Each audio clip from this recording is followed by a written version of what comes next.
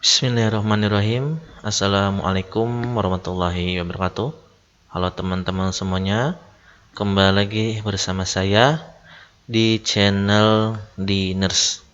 Oke, pada video kali ini saya bukan memberikan tryout ataupun soal ya teman-teman ya.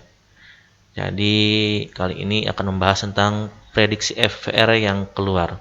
Tentunya ini sudah sesuai dengan kisi-kisi SKB CPNS tahun ini ya, di bidang kesehatan perawat terampil khususnya, dan juga FR yang keluar dari teman-teman yang sudah mengikuti ujian. Semoga informasi ini bermanfaat ya. Jangan lupa juga teman-teman bisa klik like, share, comment, and subscribe agar channel ini terus berkembang, dan teman-teman juga bisa mendapat informasi kesehatan, keperawatan, STR, tentang pembahasan CPNS, kesehatan perawat terampil dan ahli pertama. Dan tentunya saya semakin bersemangat untuk memberikan informasi pembahasan CPNS khususnya ya tahun ini ya. Oke, langsung saja kita ke slide berikutnya tentang jadi tentang perawat terampil untuk FR yang keluarnya ya. Langsung saja. Ya, di sini sesuai dengan teman-teman yang sudah ujian yang membagikan vitamin ya, vitamin SKB. Pertama itu tentang pernapasan normal bayi ya. Yang kedua itu tentang IWS. Kalau untuk IWS di video yang sebelumnya banyak sekali yang sudah saya bahas tentang IWS ya teman-teman ya. MEOS atau MEWS ya, intervensi skor 3, healing touch, dan saturasi 80% menggunakan masker apa ya. Itu ada 5 pembahasan yang akan kita bahas pada video kali ini ya.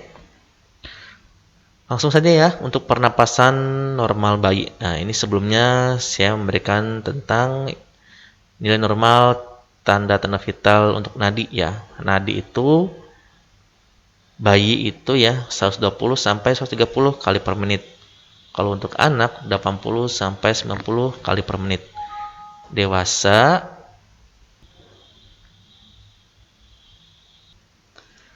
Oke, mohon maaf ada gangguan lagi ya. Langsung kita lanjutkan lagi ya. Untuk bayi itu 120 sampai 130 kali per menit. Untuk anak itu 80 sampai 90 kali per menit. Untuk dewasa 70 sampai 80 kali per menit, dan untuk lansia 60 sampai 70 kali per menit ya. Itu nilai normal sebenarnya. Nah, untuk catatan tachycardia nadi di atas normal. Bradikardia nadi di bawah normal. Kalau untuk tachycardia lebih dari 100 kali per menit ya. Kalau untuk bradikardia kurang dari 60 kali per menit. Itu untuk nadi ya. Lanjut ke suhu tubuh. Normalnya itu 36,6 derajat Celcius sampai 37,2 derajat Celcius. Kalau febris itu 37 derajat Celcius sampai 38. Febris 38 sampai 40. Hiperpireksis 40 sampai 42. Kalau hipotermi ya kurang dari 36, dan hipertermi itu lebih dari 40 derajat ya. Terus untuk tekanan darah untuk bayi itu 70 sampai 90 per 50 ya. Anak-anak 80 sampai 100 per 60. Untuk remaja 90 sampai 110 per 66. Dewasa muda 110 sampai 125 per 60 sampai 70. Dewasa tua 130 sampai 150 per 80 sampai 90. Dan catatannya hipotensi itu kurang dari 90 per 60. Normal itu 90 sampai 120 per 60 per 90. Prehipertensi, nah 120 sampai 140 per 80 sampai 90. Hipertensi stadium 1 140 sampai 160 per 90 sampai 100. Dan hipertensi stadium 2 lebih dari 160 per 100 mm hemoglobin ya. Nah, ini untuk pertanyaannya ya, untuk pertanyaan normal pernapasan pada bayi ya. Ini harus dicatat ya. Usia baru lahir, frekuensi napasnya itu 35 sampai 40 kali per menit. Bayi 6 bulan 30 sampai 50 kali per menit. Toddler atau 2 tahun 26 sampai 32 kali per menit. Anak-anak 20 sampai 30 kali per menit. Remaja 16 sampai 19 kali per menit. Dewasa 12 sampai 20 kali per menit. Tentunya teman-teman punya referensi sendiri ya. Saya kalau memang ada masukan dari teman-teman silakan. Ini referensinya saya temukan di internet ya, pasti ini ya. Di Script ID ya. Terus untuk usia atau pernapasan normal bayi itu berarti kalau bayi baru lahir itu 35 sampai 40. Kalau untuk bayi 6 bulan 30 sampai 50. Itu FR yang teman-teman yang sudah ujian yang mereka bagikan ya. Jadi teman-teman harap dihafal untuk bayi ya. Pernapasan bayi di sini ya. Oke. Pennya sini ya. Jadi di sini teman-teman ya. Teman-teman bisa di garis bawahi untuk bayi baru lahir dan 6 bulan ya. 35 sampai 40 untuk bayi lahir dan bayi 6 bulan tuh 30 sampai 50 kali per menit untuk pernapasan normal bayi ya. Oke, lanjut ke slide berikutnya. FR berikutnya adalah IWS ya. Sudah sering kali dibahas di video saya sebelumnya. Teman-teman, kalau belum ada yang mengerti atau paham, bisa lihat lagi ya, saya jelaskan lagi. Biasanya di IWS ini pertanyaan tentang soal cerita teman-teman ya. Misalkan pasien datang ke IGD ya, bukan pasien IGD, pasien sedang berada di ruangan bedah atau dalam ya, dengan pernapasan kurang dari 8 misalkannya. Berarti IWS-nya adalah 3 skornya ya di sini ya. Terus saturasi oksigen kurang dari 91. Nah, berarti 3 juga teman-teman. 3 tambah 3 6 ya. Suhunya ya lebih dari 40 derajat. Kalau lebih dari 40 derajat berarti itu nilai 2. Kan ini udah 2 kan, super kan? 3 tambah 3 itu 6 tambah 2. Lebih dari 39 berarti 2 ya. 3 tambah 3 6 tambah 2 8 berarti ya. Itu udah skor 8 paling tinggi karena paling tinggi adalah lebih dari 7. Berarti kan dengan 8 ya. Berarti warnanya adalah merah. Bisa di pertanyaannya biasanya tentang skornya itu warna ya, hijau, kuning, orange, merah ataupun nilai skornya ya. Tadi kan 3 3 8. Berarti 8. Berarti skornya adalah 8. Teman-teman harus menghafalkan atau pahami saja ya tentang saturasi oksigennya, pernapasannya, memakai alat bantu napas atau enggak, memakai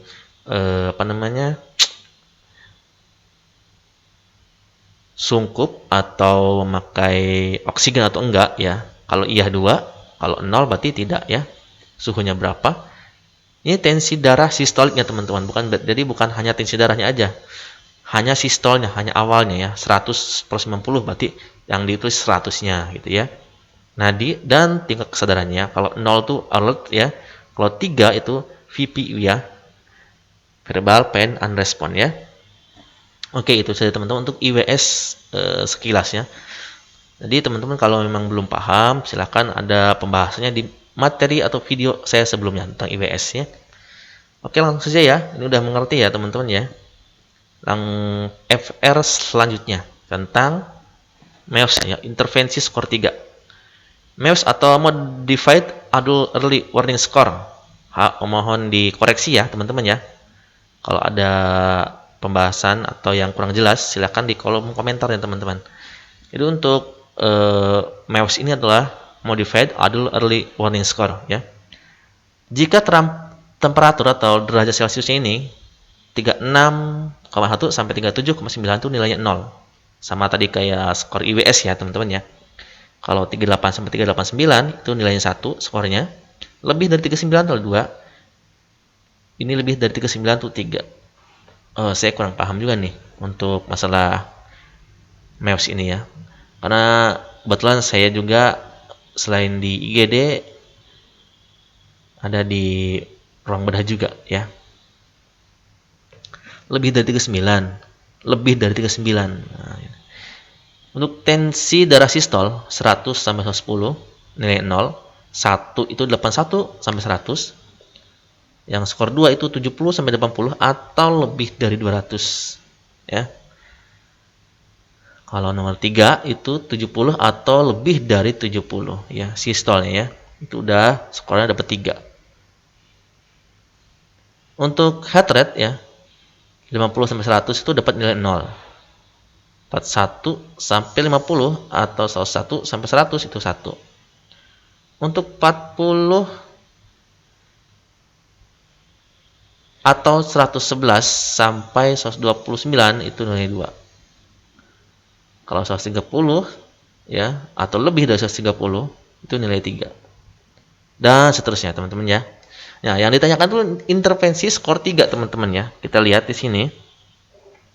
Berarti kalau nilainya skornya 3 ya, setiap 2 jam nih teman-teman ya. Jadi ini ya. Setiap 2 jam. Nah, intervensinya adalah peningkatan frekuensi pemantauan tanda vital interval 2 jam dan menghitung nilai MEOS setelah monitor. Jika skor nilai tetap 3 selama 3 kali berturut-turut, menghubungi dokter jaga untuk menilai kondisi pasien. Itu adalah intervensinya teman-teman ya. Jadi untuk intervensi skor 3 itu harus dihafalkan. Ini ada FR dari teman-teman yang sudah ujian ya teman-teman. Tapi tidak menutup kemungkinan teman-teman juga harus menghafalkan dan pahami ini intervensinya ya. Dari 0 sampai dengan skornya 5 ya. Itu harus dihafalkan atau dipahami ya teman-teman. Oke, lanjut ya ke FR yang sudah keluar selanjutnya tentang healing touch. Nah, ini juga saya dapat dari Script ID ya teman-teman ya. Healing touch terapi adalah suatu metode penyembuhan dengan sentuhan tangan ringan yang menerapkan prinsip resonansi dan entrainment untuk memberikan fasilitas ringan, yang menerapkan prinsip resonansi dan entrainment untuk memberikan fasilitas penyembuhan. Intinya kalau healing touch itu berarti penyembuhan dengan sentuhan tangan ringan ya teman-teman ya. Nah, contohnya ya, pertama itu terapis profesional, tenaga terapis profesional yang telah terdidik dan tersertifikasi oleh lembaga sertifikasi kompetensi. Terus bukan sekedar refleksi kaki ya, terus menggunakan aromaterapi, akupuntur, kenyamanan, musik terapi, seitai dan tidak buka baju ya. Itu adalah The Healing Touch Nakamura. Bisa dilihat di www.nakamura.co.id ataupun teman-teman punya referensi lain silakan. Sekali lagi, ini hanya pembahasan saja, bukan soal ya teman-teman ya. Kalau teman-teman punya referensi yang terupdate atau yang memang pas diberikan untuk FR ini, silahkan tulis di komentar agar kita sama-sama belajar dan sharing ya teman-teman ya. Oke, lanjut. Nah, untuk yang kelima nih teman-teman ya, FR yang kelima itu saturasi 80% menggunakan masker apa? Nah, ini ada pemilihan alatnya teman-teman ya. Untuk nilai oximetri 95 sampai 100% itu masih menggunakan alkanul nih, atau dalam batas normal ya. 90 sampai 95% ya, hipoksia ringan sampai sedang. Sungkup muka sederhana atau simple mask. 85 sampai 90% ya, hipoksia sedang sampai berat menggunakan sungkup muka dengan reservoir O2. Atau bisa rebreathing atau non rebreathing ya. Kalau di sini kurang dari 85%, hipoksia berat mengancam jiwa, ventilasi dibantu.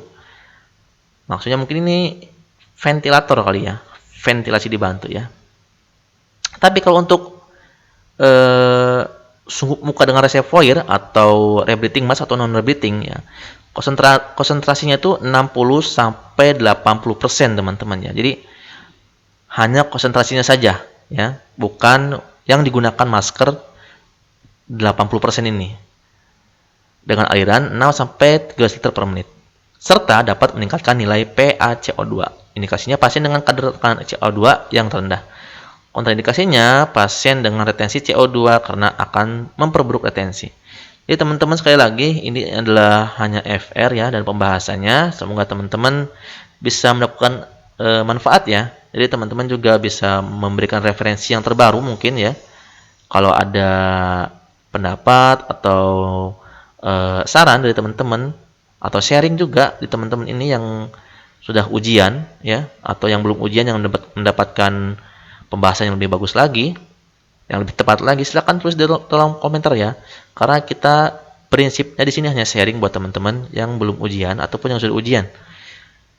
Oke, sekali lagi terima kasih ya buat teman-teman yang sudah menonton. Jangan lupa klik like, share, comment, and subscribe. Ditunggu untuk saran, kritik, dan pembahasan di kolom komentarnya. Terima kasih, Diners. Assalamualaikum warahmatullahi wabarakatuh.